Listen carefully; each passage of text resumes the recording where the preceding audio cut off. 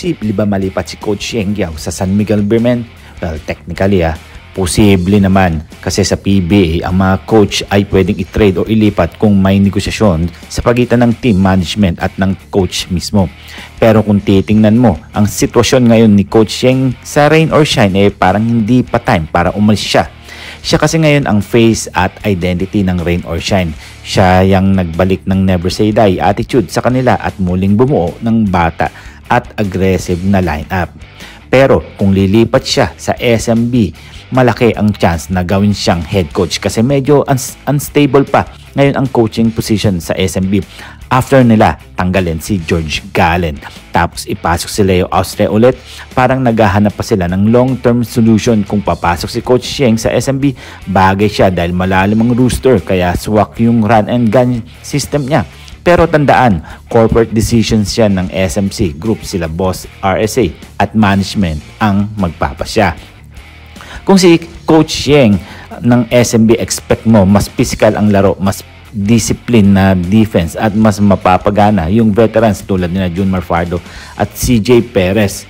Well, syempre, mawawala ba dyan ang player ng SMB dati at ang Barangay Ginebra? Si Christian Standardo na pag-usapan natin. Base sa latest na balita, wala pang official announcement kung babalik siya sa PBA pero kung sakaling bumalik siya, may dalawang logical destinations, San Miguel Beermen at Barangay Ginebra. Number 1, mga pare ko San Miguel Beermen, dati siyang topic na noong 2017. Kilala siya ang sistema at players, lalo na si Junmar. Kung kukunin siya ng SMB, siyang insurance policy kung sakaling may injury si Fardo. Pero overloaded na ang SMB sa big men, sina Fardo, Tautua at even Mo Tautua minsan off the bench. Kaya baka mahirapan siyang makuha ng minutes. Barangay Ginebra, mas logical siya sa Ginebra kasi kulang na sila sa big men. Wala na si Japet Aguilar, baka magretiro na rin to, retired na o malapit na. Tapos si Sistan din kasi dati MVP caliber noong panahon niya sa Ginebra. Kung kukunin ulit siya ng Ginebra, malaking tulong sa triangle offense ni Coach Tim Cone. Alam na niya kung sistema at nag-click siya dati alongside Scottie Thompson at L.A. Tenorio. Kung babalik siya mas mataas ang possibility sa Ginebra, lalo na kung gusto ni Coach Tim Cone na mag-retool ng lineup para sa mga susunod na conference. Well, siyempre, pag-usapan natin kung sino nga pala ang mananalo sa Game 3 ng finals ng Barangay Ginebra at TNT Tropang Giga. Sino ang mananaig sa 2025 championship? Well, pag-usapan natin, sige. As of now, tabla ang series, so Game 3 ay crucial ito. Ang mga factors, mga parkoy. Barangay Ginebra, strengths, experience sa finals. Number 2, solid system ni Coach Tim Cone kahit na wala sina Pringle at Stan Hardinger. Leadership ni Scottie Thompson at L.A. Tenorio at may mga bagong player pa. Ang Barangay Ginebra, syempre, may weaknesses dyan mga parekoy. Kulang sila sa interior defense, dependent sa mga shooters na inconsistent minsan. Wala nang dominant na big man gaya ng dati. TNT Tropang Giga, strength, younger legs, lalo na kay Calvin Oftana. Wala na rin si Mikey Williams at RR Pugoy na talagang tumitrada.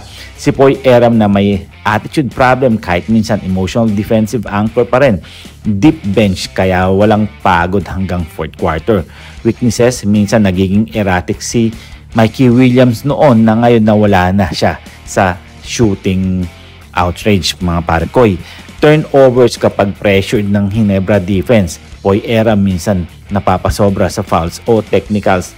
Sa Game 3 predictions, kapag nag-click ang defense ng Ginebra, sila ang mananalo sa Game 3. Pero kung TNT makuha yung tempo, lalo na fast break at 3-point shooting, kanila ang laban. Sa 2025 champion prediction, kung aabot sa Game 7 ng Barangay Ginebra, ang may edge dahil sa experience at coaching ni Tim Cone. Pero kung matapos sa Game 6, feeling ko TNT Tropang Giga ang magcha-champion dahil mas fresh ang core nila at wala ng Stan Hardinger sa Ginebra para bantayan si Poy Eram at mga slashers ng TNT Katropa. Kayo, ano ba ang inyong masasabi dito? Pero Eto si Coach Sheng Yao, pwedeng lumipat sa SMB pero depende sa negosasyon yan. Bagay siya kasi magaling siya mag-handle ng malalakas na team. Stan Hardinger posibleng bumalik mas swak sa Ginebra kasi kulang sila sa big men. Game 3 crucial. Kung TNT makukuha momentum, sila ang mananalo. Pero mag-step up ang Ginebra veterans, posibleng mag-champion sa Game 7. Kayo, ano ang inyong masasabi dito? Dahil alam naman natin, may mga bagong player ang Barangay Ginebra na sila RJ Abarrientos, Stephen Holt, at syempre sila Troy Rosario, at nagbabalik na sila Jerry Maya Gray. At syempre, sino pa ang mga pwedeng ipasok dito sa Barangay Ginebra na makakatulong talaga dito kay JB? Well, hintay-hintay lang tayo. At maganda to at intense ang labanan nito pagdating sa Game 3. Hanggang dito na lang tayo at huwag natin kakalimutan na mag-subscribe, mag-comment, like, and share, and then please click the bell para ma-receive ninyo lahat ng aking notifications.